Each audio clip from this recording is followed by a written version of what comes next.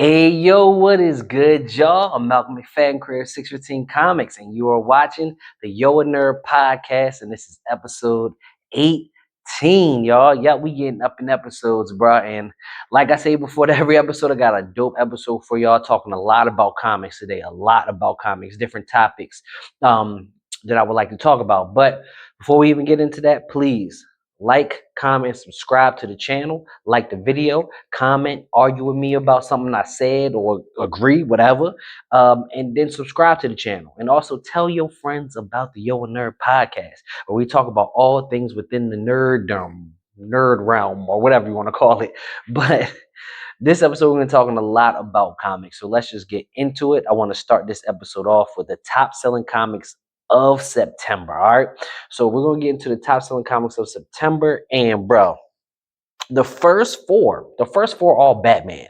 So we got number one, Deadpool and Batman. Number two, Batman number one. Number three, Absolute Batman 12. And number four, Batman number two. And then coming in number five, we have Amazing Spider-Man number 11. All right. So, this just shows that Batman is the comic book moneymaker. This just shows like the Absolute Batmans have been at the top of the list every month since it was released. They got a new run of Batman that also just made its way up into the top, which the new run is actually pretty dope and fun. Each issue is like its own story. So like it's still connecting everything, but each issue is like a new story. And the first one they was dealing with Clayface, and this one they were dealing with Robin got in some stuff, so they were dealing with Robin. So each issue is like its own story, which that is dope. But it just shows you that the Absolute Universe is really killing it right now, especially with the Batman series. But Batman is showing that he is the moneymaker. And a couple of things I want to say on this is, plus we have my Spider-Man the moneymaker too, with Amazing Spider-Man being number five, and then we also have Spider-Man, Ultimate Spider-Man coming in rounding out the top 10. Um, but also that's funny on this list is at 15 we have Red Hood. And as you know, Red Hood just got canceled. So it was made into the top selling comics just to get canceled. All right. So that is actually kind of crazy to see.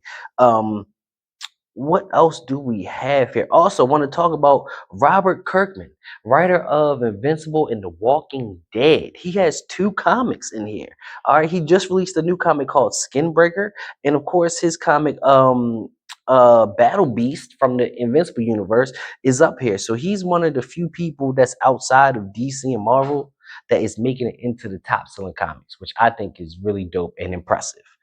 Um, Couple I think that might be all that's interesting here with the top selling comics of the month. I think the funniest thing was Red Hood coming in at 15. But as we can see, the Absolute Universe is really killing it right now in terms of comics. That in the Ultimate Universe, people are really loving these two universes right now. People are really loving what they're doing with them. And I say I love it too. I love what they're bringing into it with the Absolute Batman and the Absolute Universe and the Ultimate Universe. They're kind of making things fresh and new for readers, for new readers to jump on. Like the Ultimate Universe, kind of you need a little bit of reading to know before what happened before, but they tell you in front of each book what happened before they get to this universe. The Ultimate Universe, the Absolute Universe, I mean, is kind of a real easy starting point, real easy jump on point, because you don't really need to read nothing before it. Darkseid made the universe, but you don't even really need to know that beforehand. You just need to know this is a new universe, new take on these characters, which I think is dope. And I think it's leading us into a very dope era of comics. Like I think this is the era where they're going to start trying to make comics for readers just to jump on and enjoy. And just I think they're going to hopefully take more chances in this era. We will see how that goes, but for right now, the whole Absolute Universe and Ultimate Universe are absolutely killing it. They're absolutely killing it, yeah, especially in sales and just I've seen people just getting rave reviews. Like I remember when the new 52 came out, there were people who hated it, there were people who loved it, but most people love this Absolute Universe coming from DC right now. So DC is winning on that front right now. So that's pretty dope. And there's no signs of the Absolute Universe stopping. Scott Snyder, who's kind of been spearheading a lot of this, he said that after Bane in the Absolute Batman comic, that Scarecrow is going to be the next person that he does. So absolute Scarecrow. So and I'm pretty sure, as we know, they're all building up to the Joker probably being the big bad of all this. But there's no signs of this universe stopping. And this is something I'm really going to say. This may be a hot take, bold take, whatever you want to call it. The next thing they do, anything Batman animated, has to be absolute Batman. I don't care. I don't care about nothing. Just if you do anything animated with Batman, you have to do absolute Batman. Especially with the popularity that this book is getting and the sales that it's getting, bro. You have to do absolute Batman. You have to do it. If you're gonna do an animated movie with Batman, it cannot be anything but absolute Batman. You've given us all these other Batman movies that have been cool and great, but hey, we need this absolute Batman. So yeah, DC, continue what you're doing with this absolute universe. We are absolutely loving it, and I'm gonna keep using that pun. But it's been very dope so far with seeing what they're doing with Batman in both the main universe and the absolute universe. It seems like they're really Batman already is the moneymaker, and I think they're kind of testing like these giving starting points for new readers and refreshing things with Batman. I think they're kind of testing that. And so far the test has gone good so far. So let's see where this goes. All right. Tell me what you think about this absolute universe. Man, they're really killing, especially with the Batman part of it. So tell me what y'all think about it. And that leads me right into my next topic. Since we're talking about Batman, there's been this argument going on at Twitter that I want to talk about. A lot of my topics I get from Twitter because Twitter be going crazy. But there's this topic going on Twitter, and it's basically Batman Beyond, Terry McGinnis versus Miles Morales Spider Man. All right. It's a whole thing going on. They're putting them against each other. So I kind of wanted to put my 2 cents in on it. And I want to do it in multiple ways. I just want to do it in one. So we're going to talk about popularity and how like the company is pushing the character, and then we're going to talk about who is a better successor. All right, because they are very two different things. So let's go with popularity of the characters. All right, and the companies pushing the characters, DC and Marvel.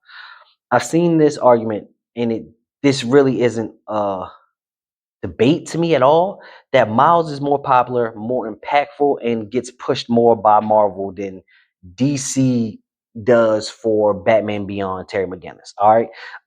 Terry McGinnis at once was super popular back when, when the anime series come back when we was watching kids and stuff like that. He was super popular.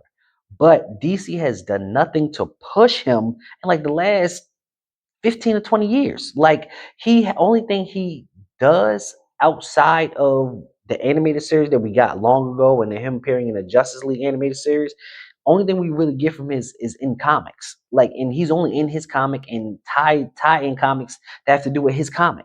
Like, and he hasn't had an ongoing since I want to say 2001, 2002. It's been some years, at the latest 2023, but it's been a couple years since he's even had an ongoing series. And Miles has had a consistent ongoing series. Miles has Oscar award winning animated movies. He's two of them, and they're working on the third. Sony said you can't even use Miles until we're done with Miles, all right? Because we need that money maker. Miles is my 2 year old kid knows Miles from Spider Man, His Amazing Friends, where Miles is on that show. Like in terms of who's getting pushed more by their company and who is more popular, there's no other answer than Miles Morales. There's no other answer. There's literally like, bro, like you can't say Batman Beyond Terry McGinnis because he has not been pushed by DC, and that's DC's fault. He's a dope character, but they haven't pushed him since the animated series, bro. And then he doesn't even have the number of appearances that Miles has, and he was created way before. That's the crazy thing. Miles isn't just in his comic. He appears in other people's comics. He was part of the Champions. He also sometimes teams up with people in the Avengers and stuff like that. Anytime Marvel is doing a multiverse thing, he's kind of like the poster child for multiverse stories right now. So it's really, you can't really compare the two in terms of popularity and push, especially when one has an Oscar award winning animated series, animated movie. All right. You really can't. You can't debate that. You can't debate that, especially one has more content, one has more appearances, one is more popular, one is more noticeable. Like you just can't, especially when one has an ongoing and one doesn't. You really can't talk about that. So that was a conversation I think is just dumb, and it's an argument that you can't really have. Who's a better successor? Now that is the argument we can have. That is the argument we have because who's a better successor is more about like storyline and everything like that. So going into it, it's kind of even hard to say who's the better successor, and I'll explain why. So with Batman Beyond, Terry McGinnis, he is a good him being a great successor is because Bruce Wayne is now older. He can't even be Batman. He's out of the picture, and nobody else is taking up the mantle of being Batman. All right. Um, Everybody else has gotten older and too. So Terry McGinnis, who they said was basically kind of a clone of Bruce Wayne, is kind of like basically Bruce Wayne's son. That also helps him in being successor, and also he's being trained by Batman himself to be Batman. You feel me? So Terry McGinnis has a great case for being Batman's best successor within all the other Robins and everything, because he's literally Batman is out of the game, and Batman kind of has to put all his trust into Terry, and it's not like he puts all his trust into other Robins because he can still be Batman. You get what I'm saying? So that is a great point for Terry. But also on Miles' side, is Miles, when he first came along, there was no Spider-Man. Spider-Man got shot and then he became Spider-Man. And then as they started moving universe and stuff, he got to team up with the actual Spider-Man. He's actually been teaming up with a lot of people that says, hey, this man could be his own standalone Spider-Man, which he kind of really is in Marvel in a way, because he's, like I said, he's the poster child of the multiverse. He's teaming up with Misty Knight and being trained by Misty Knight. He's been trained by a lot of people and had to work under a lot of people. Like, he is set up to be the next Spider-Man if Spider-Man was to ever leave. You feel me? And even when he was first created, that's kind of how it happened. Like, Spider-Man was gone, and then he stepped into being the Spider-Man after getting bit by the spider. So, and just experience wise, Miles has so much experience, more than DC ever gave Terry McGinnis. But that's just Marvel doing a better job of pushing and giving Miles more content. But Miles has the experience too, so it's really hard to like compare these two with being successor. If I had to say an answer, I would say a better successor would be Terry McGinnis, for the simple fact that like Bruce is old, he's training under him, he's basically Bruce's son. So that would make him a better successor in my mind than Miles. But he's very close second. He's very close second because the experience, the what he's been through. He's been through so much more than Terry ever went through. Especially with going through the multiverse. He's been through so much even without Spider-Man, while being Spider-Man, if you get what I'm saying. So I think Terry, I give him the edge, but Miles, I gotta put him close second. But if we're talking popularity and pushing who's a more impactful, important character, especially right now, it's Miles. It's Miles. This Halloween, man, when Halloween comes, look how many people be dressed as Miles, how many people be dressed as Batman Beyond. Like, like I'm just saying, like, it's really not a debate with who has more impact and more popularity and who's getting pushed more by their companies. So if you are in on this debate, please leave a comment. Tell me what you think about this debate between Miles and Batman Beyond, because I really want to talk about it. I love this debate. This one's actually good to me. So let me know what's going on with y'all. Okay, we're going to continue talking about some comic book stuff, because you know I love talking about comics. So, past 2 weeks, two comics came out that I'm very disappointed in. Very disappointed in for different reasons. Um, Let's talk about them. White Tiger and Planet Hulk, both from Marvel. So I guess we jump into some Marvel, from DC to Marvel here.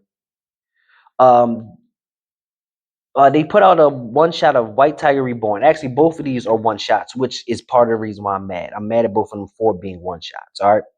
White Tiger makes me mad because White Tiger is actually a very dope character that I really like. And White Tiger is a character that adds to Marvel's already um, flourishing and fire street level catalog. All right, you know, with the Daredevils, the Moon Knights, the Spider-Mans, all the Luke Cages. Like, White Tiger is another one of those that is just dope character that they could use and they don't use a lot. All right, so with White Tiger, they gave more of with the White Tiger Reborn, they gave more of an origin for the character, and where the character is and where the character kind of could go. But it's just a one shot, and that's my problem, is that most times when they do these one shots, they don't do nothing afterwards. Like it's just to like, hey, we doing this for this character, give you a little something for them, and then we never do nothing with them afterwards. All right, and that's what I don't like, and that's what it seems like what's going to happen for White Tiger. And I think White Tiger, if could benefit from my idea of doing miniseries and limited series. If you haven't seen the pod a couple episodes, I talked about characters really would thrive off them getting dope creative team to do a standalone limited series for a character where it shows like especially a character that's not known, showing their year one in one series and maybe do another one that shows them in their prime and another one when they're older. And all of these be loosely connected so you can just read one without having to read the others. If you get what I'm saying. And I think White Tiger definitely could benefit from that, and that I hope that she gets something after this because it just disappoints me that you just give this character one shot. It's actually a good one shot, a good book, and then now people may not even see nothing about her again, right? Now, Planet Hulk, Return to Planet Hulk. I'm really mad at this because it was just like it's just a one shot of him kind of going back to Planet Hulk, and it kind of shows Hulk doing Hulk like things, which was dope. But then it kind of just seems like, what was my point in reading this? Like, what was the point of giving me this? It felt like a filler story with nothing that even comes after it. You feel me? So like, it was like, what was the point of giving me Planet Hulk, Return to Planet Hulk, when it wasn't? There's nothing even in it for me. You feel me? Like they're in the other stores that they're doing with Imperial right now, and She-Hulk is going to Planet Hulk. You feel me? Like that is way more interesting. I don't even see why you gave us this Return to Planet Hulk when we already got that story coming up. Like this was just disappointing to read. I'm kind of mad I even paid for it, but I thought it was going to be more. But yeah, this joint is. I didn't really like this. I didn't really like this at all with the Hulk at all. But I can continue this talk with these two characters, with these two comics into other topics. So like with White Tiger was just recently in the Daredevil show, right? And I think any character that is in live action should have a mini series. Any character that is seen in live action should have something for a new reader to jump onto that's recent and that's more current. All right. That's where also my idea of having the mini series comes in. If you're going to put them in live action, which y'all knew a lot of time beforehand that y'all going to do it, make these comics so that people can have a jumping point. Like this White Tiger book would actually really been dope if you would have put this out around the time that the Daredevil show was on and popping, and people were thinking about it, and they was like, "Hey, there's also a mini series out right now." With uh Ironheart, they put out a one shot way before the even show came out, which I think they should have did that while the show was out and popping. Right? I think that that's what they need to do, and with helping characters get more popular and helping new readers and in getting people on to reading comic books. And to continue this conversation, let's go with Planet Hulk. Because recently, Mark Ruffalo, the man who plays the Hulk in the movie, he said that Hulk would beat Superman 1-on-1. Number one, that's not happening, especially not your version of the Hulk. We saw your version of Hulk get washed by Thanos, who wasn't even using none of the stones, who don't got the speed of Superman or maybe not even the strength of Superman. You got washed by him. So no, you're not beating Superman. No version of Superman you're beating. Not even the newest version of Superman you're not beating. All right, you're not beating no version of Superman at all. But this also gets into me talking about one thing I'm just gonna talk about real quick. I hate when we talk about these versus battles between comic book heroes. Like I hate the verses because it always comes on to people to just people get rage baiting and stuff like that. But it's also like each of these characters have versions of the characters because all the different years versions of characters that do different things. So like anytime somebody puts somebody up against Superman, I say Superman 1 million, the one that slept in the sun for thousands of years. I put him up against anybody because I know that you're not really beating that. You feel me? That's the unbeatable character. And then like there's different versions of the Hulk that are stronger. That I just hate that we do. And then so like even with Batman, um Batman in talks with these one-on-one fights, people knowing bring up, oh, he just gets hit by a crowbar from Joker. That doesn't always happen, and it only happens in some stories. Then there's other stories where Batman goes up where faces down dark side doomsday and stuff like that. So like it's really hard with the different iterations of characters and heroes to like do these versus battles. I'm more so like characters. Well, let me go to say this first. If we're going to do those versus battles, you gotta pick which version. Like I want New 52 Batman versus Golden Era Green Arrow. I want Golden Arrow Superman versus Silver Age Hulk. Like I think we gotta pick which runs and which characters to do to actually do these battles for so they can actually be fair. But me, so I'm more so like the fantasy and stuff outside of comics versus comics or stuff like that. Like Legolas versus Green Arrow, who will win that? You feel me? Like, or Legolas versus old girl from Hunger Games, who will win that? Legolas is beating both of them, just to let y'all know. But those are stuff I like, the fantasy ones, because we actually kind of can see and gauge what they can do. With comic book heroes, they have so much history that we can use all this history to say, hey, Superman literally could beat anybody. But if you just take one version of Superman, he may not be able to beat another version of the Hulk, if you get what I'm saying.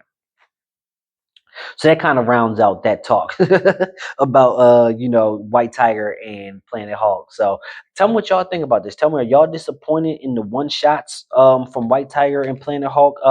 Tell me how y'all feel about my mini series idea, and let me know how do y'all feel about the Hulk versus Superman, because I think Superman's winning the fight. That's just as what I'm saying. Superman's beating the Hulk easily, easily. Maybe not easily, but he's beating the Hulk. So let me know what y'all think about that.